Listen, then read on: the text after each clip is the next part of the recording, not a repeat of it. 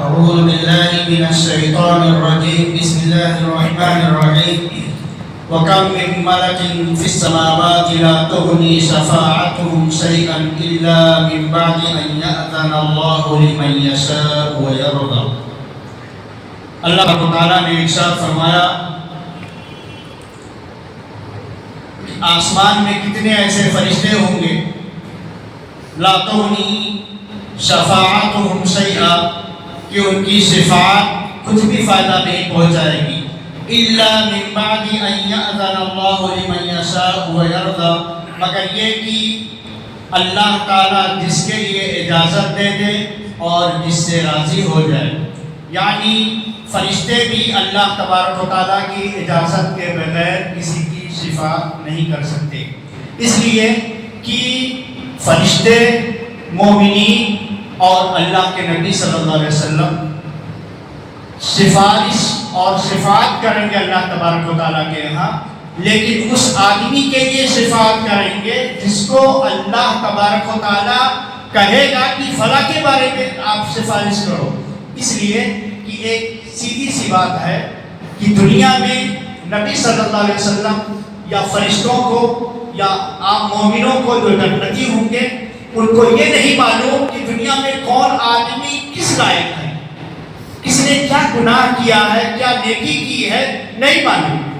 اس لیے اگر آدمی یہ کہتا ہے کہ نبی صلی اللہ علیہ وسلم سب کی پوری امتیوں کی بخشش کروائیں گے اور جب تک آخری آدمی کی بخشش کروا کے جہنم سے نکلوا نہیں لیں گے تب تک آپ سجدے میں سر رکھے رہیں گے، اس طرح کی کوئی حدیث نہیں.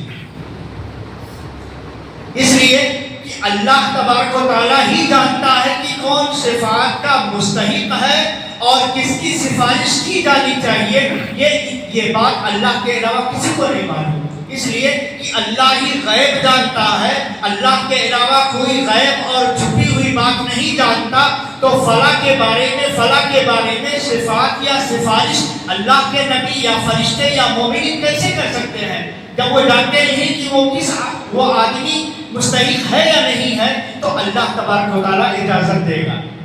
اس لیے اللہ تبارک و تعالیٰ نے اس میں کہا ہے کہ اللہ تبارک و تعالیٰ کی اجازت سے ہی فرشتے سفارش کریں گے.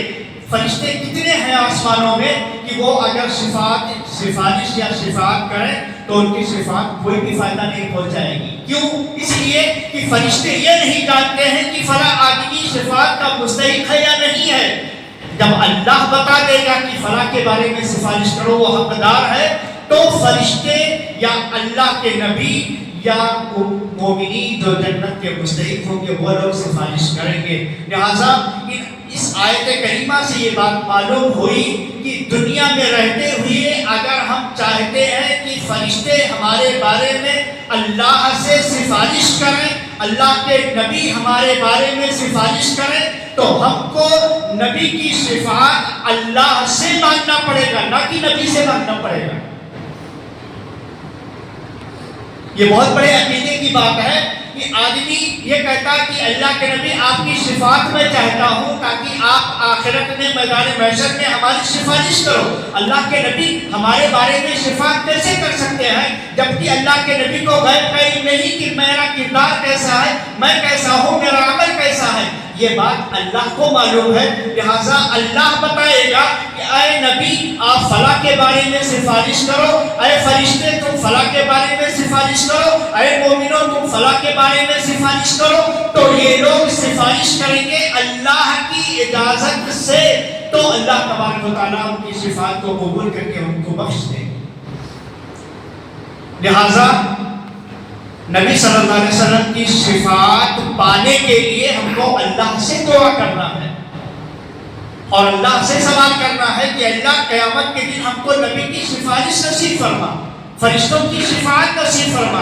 اس لیے آپ جو اذان کے بعد کی دعا پڑھتے ہیں، کہا گیا ہے کہ اذان کا جو آدمی جواب دیتا ہے، اذان کا جواب دینے کے بعد درود شریف پڑھتا ہے، درود شریف پڑھنے کے بعد اذان کے بعد کی جو دعا ہے اس کو پڑھتا ہے، تو اللہ تبارک و تعالیٰ اس آدمی کے لیے نبی کی شفاعت واجب کر دیتا ہے کہ اللہ کے نبی اس کے بارے میں میدان محشر میں ضرور شفاعت کریں گے.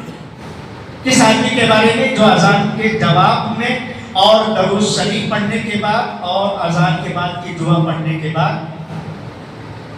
وہ صفات کا مستحق ہو جاتا ہے. اذان کے بعد کی دعا کیا پڑھتے ہیں؟ اللہم رب هذه الدعوة التامة والصلاة القائمة آتی محمدا الوسیلة والفضیلہ وبعثه مقاما محمودا الذی وعدتہ.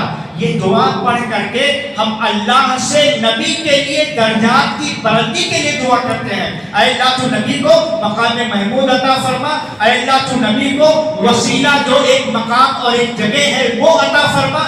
تو اللہ تبارک و تعالیٰ کہتا ہے جو نبی کے لیے یہ سوال کرتا ہے ہم سے، ہم اس کے لیے شفاعت واجب کر دیتے ہیں.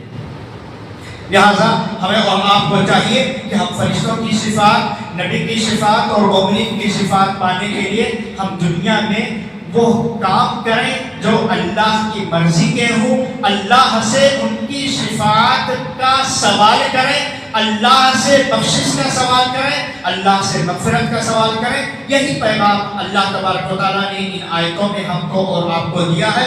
اللہ تعالیٰ سے دعا ہے کہ اللہ تعالیٰ ہم کو، آپ کو، سب کو دنیا میں رہتے ہوئے نیک اعمال کرنے، جنت میں لے جانے والے کام کرنے، جہنم سے بچانے والے کاموں کو کرنے، جہنم میں لے جانے والے کاموں سے بچنے، اللہ کی اطاعت، اللہ کی رحمت، اللہ کی محبت، اللہ کی شفقت اور اللہ کا فضل پانے والے کاموں کو انجام دینے کی کوشش کرنے کی توفیق عطا فرما. آمین. تقبل یا رب العالمین.